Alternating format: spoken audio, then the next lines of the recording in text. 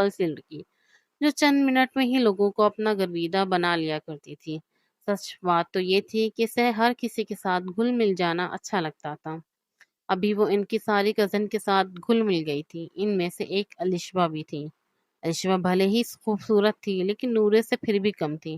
نہ جانے کیوں نورے کو دیکھ کر اس کی چھٹی حس نے اسے الارم کیا تھا۔ نوری کو دیکھ کر، اس کی خوبصورتی کو دیکھ کر وہ جیلس ہو چکی تھی۔ وہ ان سب کزنس میں اپنے آپ میں مگن رہنے والی لڑکی اپنے سامنے کسی کو کچھ نہ سمجھنے والی تھی۔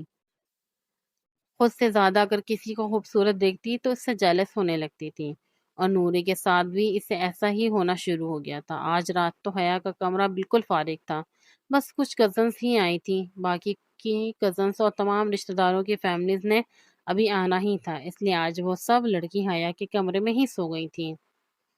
ایک بیڈ تھا، دوسری طرف اس نے فرش پر ہی میٹرس لگا دیا تھا۔ کچھ لڑکیاں وہاں اور کچھ لڑکیاں بیڈ پر ہی سو گئی تھیں۔ کسی نے صوفے کو اپنا بستر بنا لیا تھا۔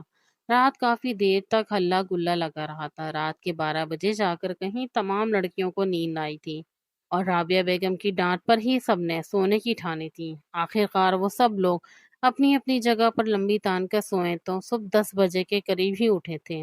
حالانکہ رابعہ بیگم کئی بار آ کر ان سب کو جگا گئی تھی، لیکن مجال تھی کہ کوئی بھی ایک لڑکی اٹھ پاتی۔ رات کو آخر کار ناشتے اور ہلا گلا کرنے سے آخر فرصت ہی کسے تھی کہ وہ اپنی تھکاوٹ کے بارے میں سوچتی۔ خیر، سب لڑکیاں اپنی اپنی مستی میں جب جب دل کرتا گیا اٹھتی گئیں، اور 12 بجے کے قریب جا کر ان لوگوں نے ناشتہ کیا، اور پھر اس کے بعد سبھی لڑکیاں رابعہ بیگم کے کہنے پر ڈھولکی کے فنکشن کے لیے تیار ہونے لگی۔ لیکن اس سے پہلے ہی وہ سب لڑکیاں گھر سجانے میں مگن تھیں۔ گھر کے لان کا ایک حصہ اس فنکشن کے لیے مختص کر دیا گیا تھا، اور اس میں ایک حصہ ان لوگوں نے اسٹیج کے لیے مختص کیا گیا تھا۔ گھر کے ملازمین کے ساتھ مل کر حیا، نور، الشبا اور باقی کے کزن نے مل کے اسٹیج بنوایا تھا۔ اسٹیج اس قدر خوبصورت بنا تھا کہ یوں لگتا ہی نہیں تھا کہ گھر میں بنا ہے۔ یہ سارا منظر بالکل کسی شادی ہال کی طرح لگ رہا تھا۔ چھوٹی چھوٹی بتیاں، چھوٹے چھوٹے کمکمے الگ الگ رنگ میں جل رہے تھے۔ شام کے وقت ڈھولکی رکھی گئی تھی۔ لڑکیوں کے ساتھ ساتھ رابعہ بیگم نے لڑکوں کی بھی ڈیوٹی لگا دی تھی کہ لڑکیوں کو کسی چیز کی ضرورت ہو یا پھر انہیں کسی چیز میں مشکل پیش آئے تو یہ لڑکے ان کا ہاتھ بٹا دیں۔ ان سب میں جہانگیر سر فہرست تھا۔ وہ اس گھر کا وہ واحد بیٹا تھا جو اس شادی میں ادھر ادھر پھر رہا تھا۔ ہر ایک کام اس کی ذمہ داری تھی۔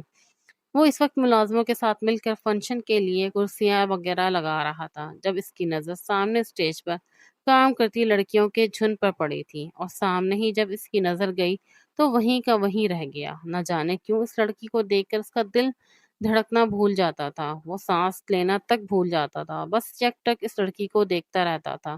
کل جب وہ آئی تھی تب ہی وہ اس کے ہوش اڑا گئی تھی، اور اب سارا دن انتظار کرنے کے بعد ایک جھلک اس کی دیکھی تھی تو وہ وہیں کا وہیں ساکت رہ گیا تھا، جبکہ نورے اس کی جانب نہیں دیکھ رہی تھی۔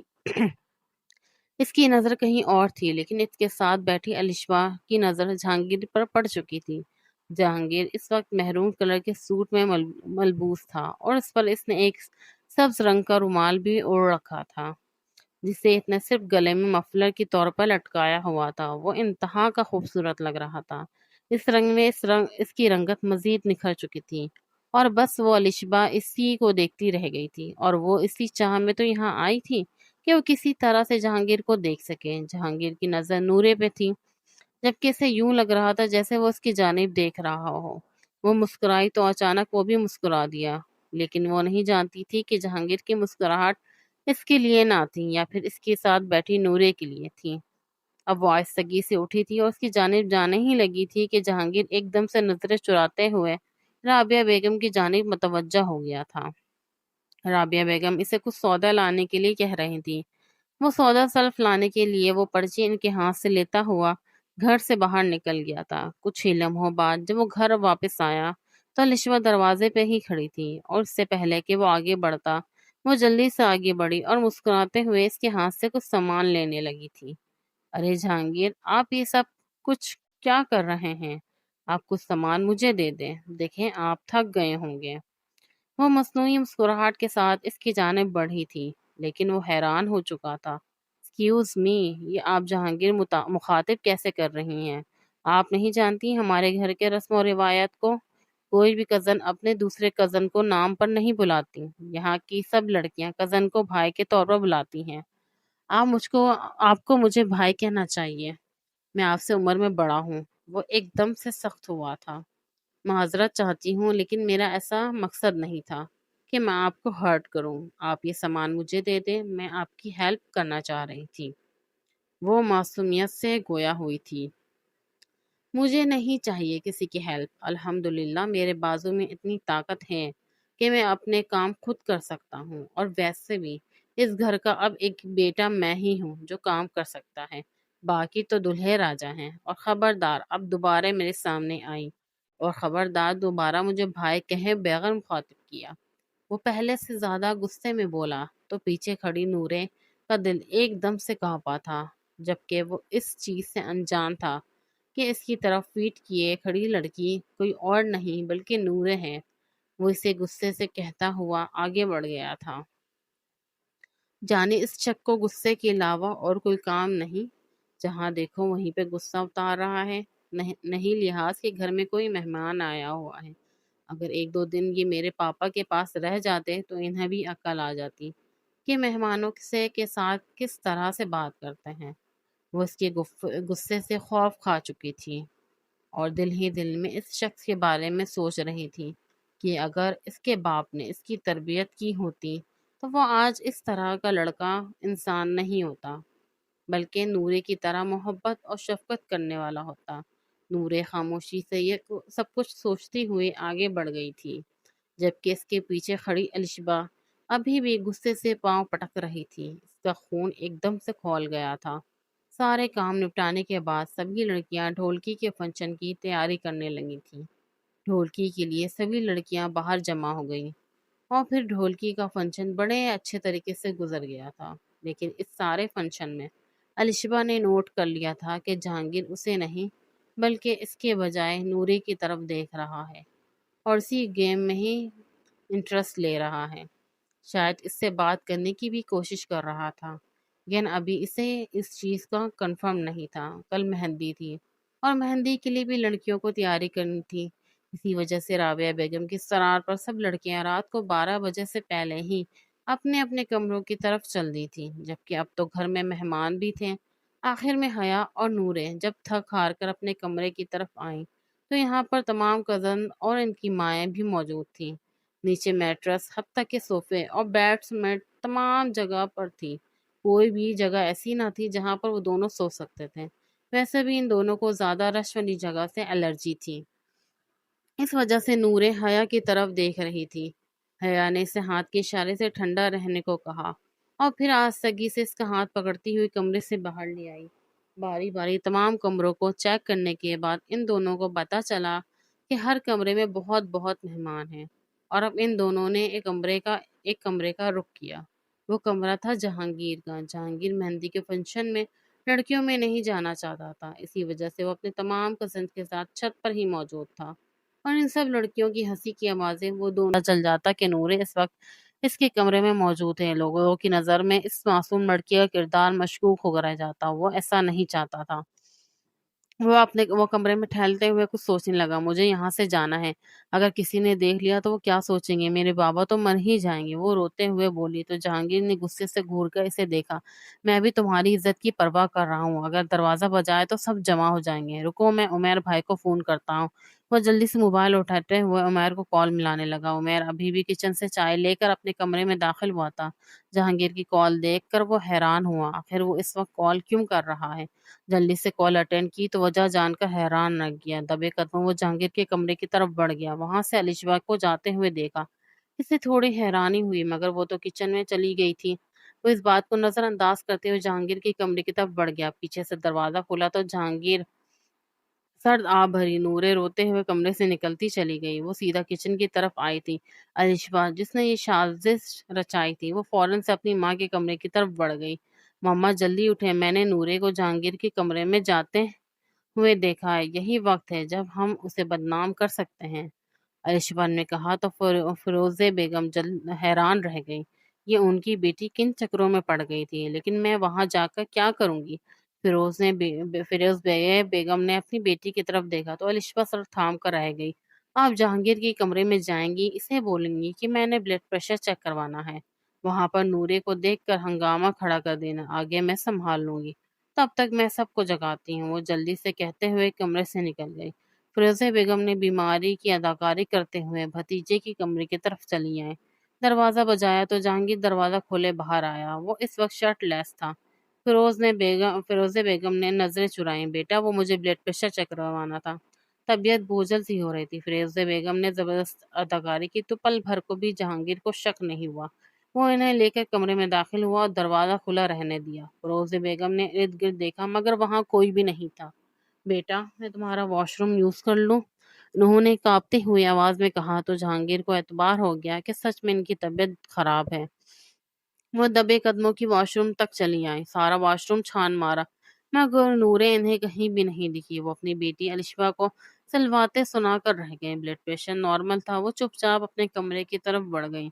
تب تک الشبہ جہانگیر کی ماں کو بھی جگا چکی تھی، یہ کہتے ہوئے کہ اس نے نورے کو اس کمرے میں جاتے ہوئے دیکھا ہے۔ رابعہ بیگم کو اپنے بیٹے پہ اعتبار تھا مگر پھر الشبہ کے اصرار کرنے پہ وہ جہانگیر کے کمرے تک چلی آئیں، مگر جہانگیر کو سوتا ہوا پا کر شرمندہ ہو کر الشبہ کو آنکھیں دکھا کر رہ گئی۔ وہ خاموشی سے سر جھکا گئی۔ آخر نورے کہاں گئی تھی اور یہ دروازہ کس نے کھولا تھا؟ وہ بیچو تاب کھا کر رہ گئی۔ جلدی سے کچن میں آئی تو دیکھا حیا اور نورے بیٹھی چائے پی رہی تھی۔ نورے کی آنکھیں لال ہو رہی تھی، یعنی وہ روئی تھی۔ وہ سمجھ گئی حیا نہیں اس کی مدد کی ہے۔ وہ پیر پٹکتے ہوئے اپنے کمرے کی طرف بڑھ گئی۔ آپی، میں کپڑے استری کر رہی ہوں، آپ کے کرنی ہے تو مجھے بتا دیں۔ نوری نے خوش اخلاقی کا مظاہرہ کرتے ہوئے علی شبا سے پوچھا تو اس کے دماغ میں اچانک ایک پلان بنا۔ وہ مسکراتے ہوئے اپنے کپڑے لے کر اسے تھما گئی۔ پہلے میرے کپڑے استری کر دینا، پھر مجھے کچھ کام ہے، وہ بال جھٹکتے ہوئے کہہ کر وہاں سے چلی گئی۔ نورے مسکراتے ہوئے کپڑے استری کرنے لگی۔ اسے گھر کے سارے کام کرنے کی عادت تھی۔ ابھی بھی وہ تقریباً سب کے کپڑے استری کر چکی تھی۔ نورے، کہاں ہو تم؟ جلدی سے ادھر آؤ۔ حیا کے کمرے میں سے آواز آئی تو وہ استری بند کرتے ہوئے حیا کے کمرے کی طرف بڑھ گئی۔ نورے کے وہاں سے جاتے ہی الشبہ وہاں آئی اور اس کا سوٹ پھیلاتے ہوئے جلدی سے اوپر استری رکھ دی اور وہاں سے بھاگ گئی۔ اچانک بدبو کی وجہ سے جہانگیر کا وہاں سے گزر ہوا تو وہ حیران رہ گیا، آخر اتنی بدبو کہاں سے آ رہی ہے؟ استری سٹینڈ پہ یوں سوٹ کو جلتے دیکھ کر وہ فوراً بھاگا مگر سوٹ پہ بہت بڑا نشان بن چکا تھا۔ اس کے ایک ہاتھ میں استری تھی جبکہ دوسرے ہاتھ میں وہی سوٹ اٹھایا ہوا۔ نورے وہاں آئی تو جہانگیر کو اس طرح دیکھ کر اس کی آنکھیں پھٹی کی پٹی رہ گئی۔ وہ سوچ بھی نہیں سکتی تھی جہانگیر اس کا سوٹ جلا سکتا ہے۔ وہ غصے سے اپنا سوٹ جھپٹ کر روتے ہوئے کمرے میں بھاگی تھی۔ تم رو کیوں رہی ہو؟ سب ٹھیک تو ہے؟ حیا نے اسے روتے ہوئے دیکھا تو گھبرا گئی۔ تمہارے بھائی نے میرا سوٹ جلا دیا ہے۔ اس کے رونے میں شدت آ گئی۔ حیا نے اس کے ہاتھ سے سوٹ جھپٹا، کھول کے دیکھا تو وہ فراق دامن سے جل چکا تھا۔ وہ بے یقینی سے اس سوٹ کو دیکھے جا رہی تھی۔ وہ لال کلر کا بہت پیارا فراق تھا۔ ہر کسی نے نورے کے اس فراق کی تعریف کی تھی۔ شاید الشبہ کو ہضم نہیں ہوئی۔ اب میں کیا پہنوں گی؟ وہ روتے ہوئے کرسی پر جا بیٹھی۔ آج بارات کا دن تھا، ہر طرف گہما گہمی تھی۔ سبھی لوگ اپنی تیاروں میں مصروف نظر آ رہے تھے۔ رات دیر سے سونے کی وجہ سے صبح بھی سب دیر سے اٹھے۔ 12 بج رہے تھے، 4 بجے روانگی برات تھی۔ اتنے کم ٹائم میں وہ اسکول کہاں سے لاتی؟ دیکھو بھائی، ایسا نہیں کر سکتے، وہ ایسے نہیں ہیں۔ حیا نے اپنے بھائی کی صفائی دی تو نورے سے گھور کر رہ گئی۔ اچھا، میں بھائی کو کہتی ہوں، وہ نیا سوٹ لا دیں گے۔ رونا تو بند کرو، وہ جھنجھلاتے ہوئے بولی۔ تو نورے نے اپنی آنکھیں صاف کی اور اٹھ کھڑی ہوئی۔ مجھے تمہاری بھائی کے احسان کی ضرورت نہیں ہے، وہ غصے سے کہتے ہوئے کمرے سے نکل گئی۔ حیا نے اپنا سر تھام لیا۔ نہ جانے کون تھا جو نور کے کام بگاڑے جا رہا تھا۔ وہ جلدی سے الماری کی طرف بڑھی اور سوٹ دیکھنے لگی۔ اس نے کچھ ایکسٹرا سوٹ بھی لیے تھے، شاید ان میں سے کوئی نورے کو پسند آ جائے، وہ آج کے لیے پہن لے، ورنہ وہ ایسے ہی منہ بسورے پھرنے والی تھی۔ اگر تم چاہو تو میں تمہیں مال لے جا سکتا ہوں، تم اپنے لیے سوٹ لے لینا۔ جہانگیر نے شرمندہ ہو کر نورے کو مخاطب کیا۔ وہ سر درد کی وجہ سے چائے بنا رہی تھی۔ جب جہانگیر وہاں آیا تو وہ بس وہ سوٹ کو بچانا چاہ رہا تھا۔ نہ جانے کس نے سوٹ پہ سری رکھ دی تھی۔ مجھے آپ کا احسان نہیں چاہیے، وہ تلخی سے بولی۔ چائے اونڈلنے لگی، ایک دم چائے اس کے ہاتھ پہ گری تو وہ سسک کر رہ گئی۔ جہانگیر جلدی سے آگے بڑھا، اس کا ہاتھ تھا ان کا نل کے نیچے رکھنے کو کہا تو وہ اچھے بچوں کی طرح سر ہلاتے ہوئے آگے بڑھ گئی۔ نورے سیدھا اسٹیج پر عمیر کی بیوی کی طرف بڑھ گئی، جہاں حیا کال سننے کے لیے وہیں تھوڑا فاصلہ بناتے ہوئے کھڑی ہو گئی۔ نورے بہت پیاری لگ رہی ہے، رابعہ بیگم نے محبت سے کہا تو الشبا ان کی طرف متوجہ ہوئی۔ یہ نورے کے لیے سوٹ کون لایا تھا؟ رابعہ بیگم کے وہاں سے جاتے ہی الشبا نے حیا سے سوال کیا تو اس نے فوراً موبائل بند کرتے ہوئے اس کی طرف دیکھا۔ کیوں آپی، آپ کو اچھا نہیں لگ رہا؟ حیا نے تنزیہ کہا، کیونکہ وہ اس کی سوال سمجھ چکی تھی۔ نہیں، وہ بہت پیاری لگ رہی ہے، الشبا نے جلن کو ایک طرف رکھتے ہوئے جواب دیا۔ تو حیا مسکرائی، ہاں جی، میرے بھائی کی پسند جو ہے پیاری تو ہونی تھی، حیا نے بے دہانی میں کہا، مگر الشبا کو متوجہ دیکھ کر فوراً بولی، میں سوٹ کا کہہ رہی ہوں۔ وہ نظر بدلنے لگی۔ الشبا غصے سے نوری کو دیکھ رہی تھی۔ میں نے تو تمہارے بھائی کو شاپنگ مال جانے کا بولا تھا، وہ میرے ساتھ نہیں گیا اور نوری کے لیے خود سوٹ لایا ہے، وہ بے یقینی سے کہتے ہوئے حیا کو دیکھنے لگی۔ حیا آئبرو چکاتے ہوئے وہاں سے آگے بڑھ گئی۔ الشبا نے جلن کے مارے مٹھیاں بھیج لی تھی۔ اس کا بس نہیں چل رہا تھا کہ نورے کو بدنام کر کے سب کی نظروں میں گرا دے۔ امی، آپ کو کچھ کرنا ہوگا ورنہ میں سچ میں اپنی کلائی کاٹ لوں گی۔ آج ہی تایا جان سے اس رشتے کے متعلق بات کریں۔ وہ روتے ہوئے بولی تو فیروزہ بیگم اس کی طرف متوجہ ہو گئی۔ کیسے بات کرتے ہو، کوئی چھوٹی بچی نہیں ہو، وہ سختی سے کہتے ہوئے رخ پھیر گئی۔ آپ کچھ نہیں کریں گی تو پھر میں خود ہی کچھ کروں گی۔ وہ پیر پٹکتے ہوئے اسٹیج کی طرف بڑھ گئی، ویٹر سے جوس لیا اور نورے کے ساتھ جا کھڑی ہوئی۔ جان بوجھ کر پاؤں اٹکنے کا ڈرامہ کیا اور سارا جوس نورے کے کپڑوں پہ گرا دیا۔ نورے جلدی سے جوس گرنے کی وجہ سے اٹھ کھڑی ہوئی، مگر اس کا فراک بھیگ چکا تھا۔ اس نے حیران ہو کر اس کی طرف دیکھا تھا۔ سوری، وہ میرا پاؤں اٹک گیا تھا، الشبا نے بے بسی سے کہا تو نورے سر جھٹک کر رہ گئی۔ پہلے ہی اس کا موڈ آف تھا۔ وہ خاموشی سے واش روم کی طرف بڑھ گئی۔ یہ لو 20,000 روپے، تم نے واش روم جانا ہے جہاں وہ لڑکی گئی ہے، اس کے بعد میں وہاں آؤں گی اور تم دونوں کی نازیبہ حالت میں دیکھ کر چلاؤں گی۔ سبھی لوگ جمع ہو جائیں گے اور تم اس بات کی گواہی دو گے کہ اس لڑکی کے کہنے پہ آئے ہو، سمجھے؟ الشبا نے ویٹر کو سمجھاتے ہوئے کہا تو عصابت میں سر ہلا گیا۔ جہانگیر نے الشبا کو ویٹر کے ساتھ دیکھا تھا تو وہ حیران رہ گیا کہ وہ ویٹر کو اتنے سارے پیسے کیوں دے رہی ہے۔ پورے ہال میں دیکھ لیا، نورے کہیں دکھائی نہیں دی۔ ایک دم ویٹر کو وہاں جاتے ہوئے دیکھا۔ اس کا دماغ میں کچھ کلک ہوا، کہیں الشبا تو یہ سب نہیں کر رہی۔ وہ جلدی جلدی بڑے قدم اٹھاتا ہوا واش روم کی طرف بڑھ گیا۔ چھوڑو مجھے، کیا کر رہے ہو تم؟ وہ دوسری طرف منہ کیے کپڑے صاف کر رہی تھی جب ویٹر نے اسے گلے لگانے کی کوشش کی۔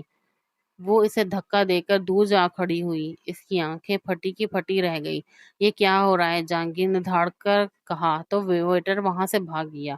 اس نے چہرہ چھپایا ہوا تھا جس کی وجہ سے جہانگیر دیکھ نہیں پایا۔ وہ بھاگ کر نورے کی طرف آیا تو وہ روتے ہوئے اس کے گلے لگ گئی۔ بھائی، یہ آدمی میرے ساتھ ابھی اس نے آدھا جملہ ادا کیا تھا کہ جب جہانگیر نے اس کے ہونٹوں پہ انگلی رکھ دی۔ خاموش رہو، مجھے تم پر اعتبار ہے۔ ابھی اس نے کہا ہی تھا کہ جب الشبا رابعہ بیگم اور فیروزہ بیگم کے ساتھ وہاں آ پہنچی۔ دیکھ لیجئے اپنی پاکیزہ بھتیجی کی کرتوت، کیسے غیر مرد کے ساتھ گلچھڑے اڑا رہی ہے۔ الشبا نے سختی سے کہا تو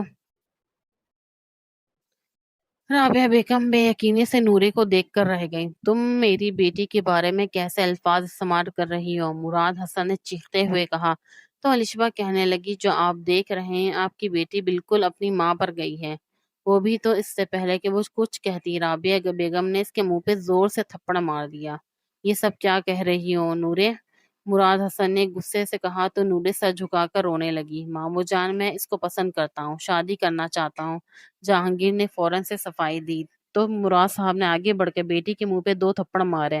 آج سے ابھی سے تم میری بیٹی نہیں ہو اور گھر لوٹنے کی جسارت مت کرنا، وہ غصے سے کہتے ہوئے وہاں سے نکلتے چلے گئے۔ ماما، آپ کو مجھ پہ یقین ہے نا؟ رابعہ بیگم کو دیکھتے ہوئے جہانگیر نے کہا تو وہ صابت میں سر ہلا گئی۔ میں بھی اسی وقت نورے سے نکاح کروں گا، وہ حتمی فیصلہ کرتے ہوئے وہاں سے نکلتا چلا گیا۔ الشبا رونے لگی جبکہ فیروزہ بیگم نے باقی عورتوں کو بلا کر ساری حقیقت گوشت گوار کر دی تھی کہ لوگ نورے کے کردار پہ باتیں کر رہے ہیں۔ وہ سر جھکا کر رہ گئے۔ جہانگیر کے ایک جملے نے اس کی زندگی بدل دی تھی۔ اس کا اور جہانگیر کا نکاح ہوا۔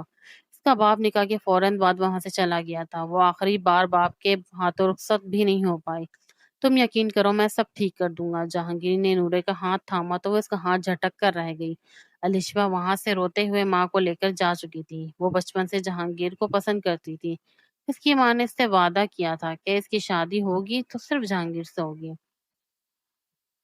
مگر آخری وقت میں اس نے جس لڑکی کو پھنسانا چاہا تھا اس نے اس سے اس کا سب کچھ چھین لیا تھا۔ ابھی جہانگیر نے نورے کا ہاتھ پکڑا ہی تھا جب اس نے زور سے جھٹکا دیا۔ کئی نظروں سے یہ بات چھپی نہ رہ سکی تھی۔ رخصتی ہوئی تو وہ لوگ ملک پیلیس پہنچے۔ حیا بہت خوش تھی جبکہ نورے مسلسل رو رہی تھی۔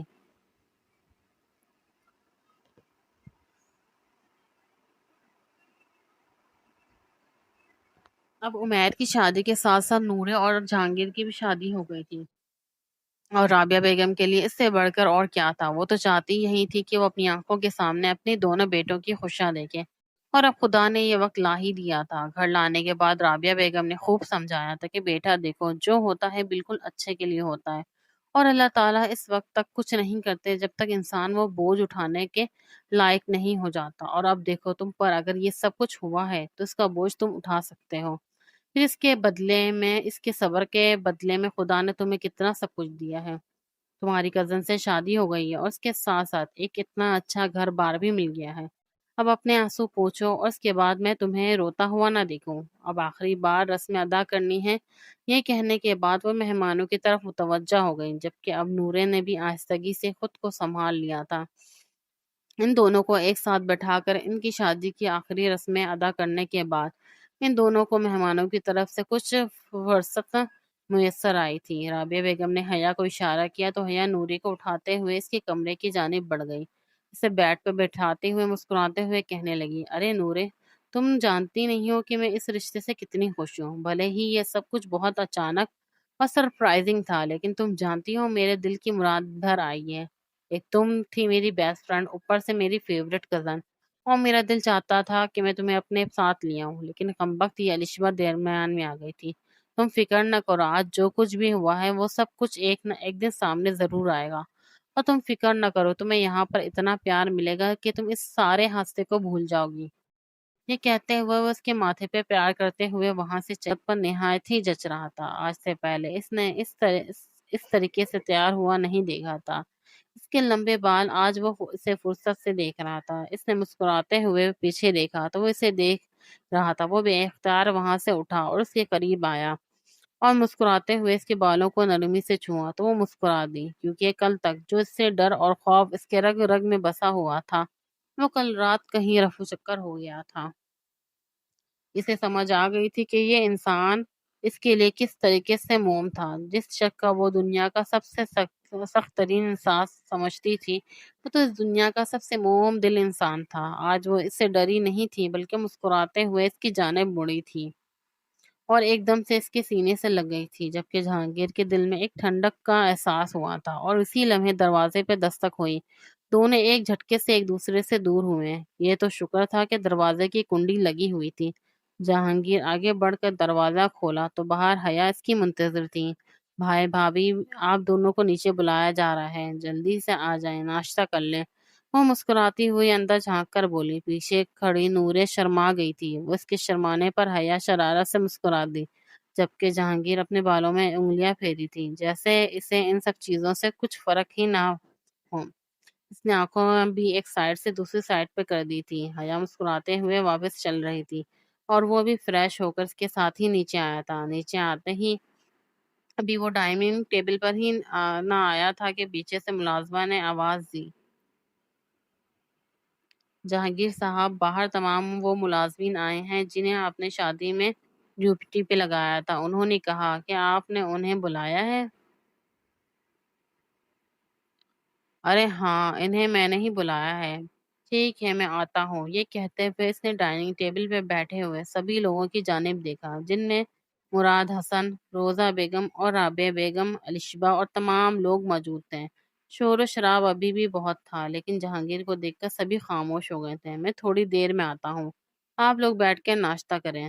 یہ کہتے ہوئے وہ ڈائننگ روم سے باہر نکل گیا، جبکہ ایک سائڈ پہ دو کرسیاں پڑی تھیں، جن میں سے ایک پر جا کر نورے بیٹھ گئی تھی۔ وہ اگلے ہی لمحے چیئر کو گھسیٹتی ہوئی الشبہ اٹھ کھڑی ہوئی۔ نورے نے آنکھیں اٹھا کر دیکھا، اس کی آنکھوں میں نورے کو حقارت محسوس ہو رہی تھی۔ وہ اٹھ کر جانے لگی تھی، باہر سے شور کی آواز آئی، اور اگلے ہی لمحے ایک ملازم وہیں ٹیبل کے سامنے پڑا ہوا تھا۔ سبھی لوگ اپنی اپنی کرسیوں پر بیٹھے تھے، حیرت سے اس کی طرف دیکھ رہے تھے۔ جب وہ ملازم نیچے گرا تو سبھی لوگ اٹھ کھڑے ہوئے۔ مراد حسن آگے بڑھے۔ یہ کیا کر رہے ہو تم؟ دیکھو اس بچے کو کیوں مار رہے ہو؟ ماموں جان آپ نہیں جانتے کہ یہ انسان کون ہے؟ یہ وہ انسان ہے جس نے آپ کی بیٹی پہ الزام لگایا، اور کس کے کہنے پہ لگایا ہے بتاؤ، بتاؤ ابھی کے ابھی۔ یہ کہتے ہوئے اس نے اس کے ملازم کے گریبان سے پکڑا اور ایک ہاتھ سے اس کے کان کے پیچھے تھپڑ مارنا ہی لگا تھا کہ وہ دونوں ہاتھ آگے جوڑتے ہوئے روتے ہوئے کہنے لگا، صاحب جی مجھے مت مارے، یہ سب کچھ میں نے علیشہ بی بی کے کہنے پہ کیا تھا، اور جو کچھ بھی یہاں ہوا ہے وہ سب کچھ علیشہ بی بی کے کہنے پر ہی ہوا ہے۔ انہی کے کہنے پر ہی نورے بی بی کا سوٹ جلا، انہی کی وجہ سے ہی یہ سب کچھ ہوا ہے۔ مجھے معاف کر دیں، انہوں نے ہی ساری گیم رچائی تھی اور مجھے پیسے دیے تھے۔ میں معافی مانگتا ہوں، خدا کے لیے مجھے معاف کر دیں۔ یہ سننا تھا کہ رابعہ بیگم نے حقارت سے اس کی جانب دیکھا۔ فیروزہ بیگم بھی شرمندہ سے نظر آ رہی تھی، جبکہ ان کے ساتھ کھڑی علیشبہ ایک دم سے کنگ رہ گئی تھی، اس کی آنکھوں سے آنسو بہہ رہے تھے۔ مراد حسن آہستگی سے پیچھے مڑے اور اپنے سامنے کھڑی نورے کو دیکھنے لگے۔ آگے بڑھتے ہوئے اس نے اس کے سر پہ ہاتھ رکھتے ہوئے انہیں اسے اپنے سینے سے لگایا۔ مجھے معاف کرنا بیٹی، نہ جانے کیسے میں نے تمہارے کردار پر شک کر لیا، اپنی تربیت پہ مجھے یقین نہیں رہا، پر بیٹا مجھے معاف کر دینا، میں نے تمہارا دل دکھایا ہے۔ یہ سب کچھ سامنے آنا تھا اور یہ سب کچھ تمہارے سامنے کھلنا تھا، خدا نے مجھے دکھانا تھا کہ میری بیٹی ایسی نہیں۔ وہ روتے ہوئے باپ کے سینے سے لگی، جبکہ وہ مسکراتا ہوا دیکھ رہا تھا۔ رابعہ بیگم اس سے پہلے کچھ کہتی، فیروزے نے اپنی بیٹی کا ہاتھ پکڑتے ہوئے وہاں سے جا چکی تھی۔ شرمندگی نے ان دونوں کو یہاں پر ٹکنے پر مجبور نہیں کیا تھا۔ باقی سب لوگ ان دونوں کو اس چیز سے بے حد خوش تھے کہ مراد حسن نے ہاتھ تھام کر جہانگیر کو اپنی طرف بلایا اور جہانگیر بھی ان کے سینے سے لگ گیا۔ جہانگیر نے آنکھیں اٹھا کر اس کے سینے سے لگی نورے کو دیکھا، نورے بھی اس کی طرف دیکھ رہی تھی۔ دونوں نے مسکرا کر شرماتے ہوئے نیچے دیکھ لیا، اور اس کا شرمانا جہانگیر کو اچھا لگا تھا۔ حیا اور رابعہ ان دونوں کی نظریں وار رہی تھیں۔ اب سب کچھ ٹھیک ہو چکا تھا، اس گھر میں مزید خوشیاں آ چکی تھی۔ عمیر اور اس کی بیوی بھی مسکراتے ہوئے سب کچھ دیکھ رہے تھے۔ خدا نے کیسے ان دونوں کو ملایا تھا۔ بے شک اللہ تعالیٰ جب دو دلوں کو ملانے پر آتے ہیں تو وہ یہ نہیں دیکھتے کہ یہ ملن ممکن ہے یا نہیں، وہ بس کن فرما دیتے ہیں۔ خدا ہر کسی کی محبت کو کن فرمائے، آمین۔